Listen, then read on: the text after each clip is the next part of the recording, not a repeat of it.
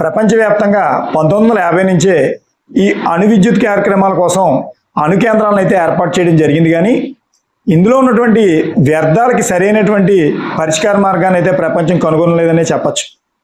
వీటి నుంచి వచ్చేటువంటి వ్యర్థాలని ఎక్కువ శాతం నీటి కొలంలో శీతలీకరణ పద్ధతుల ద్వారా నిల్వ ఉంచడం ద్వారానే దీనికి ఒక పరిష్కారాన్ని అయితే కనుగొన్నారు. కానీ ఇది శాశ్వతంగా అయితే కాదు.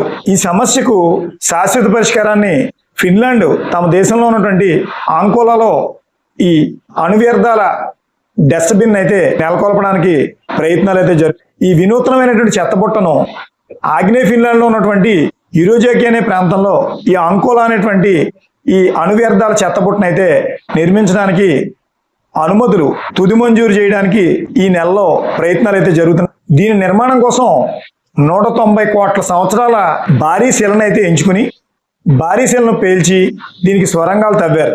భూ ఉపరితలం నుండి 433 మీటర్ల రంధ్రాలను అయితే తవ్వి వాటిలో ఈ అణు వ్యర్థాలను నిల్వ ఉంచే ప్రక్రియను అయితే మొదలు పెడతారు.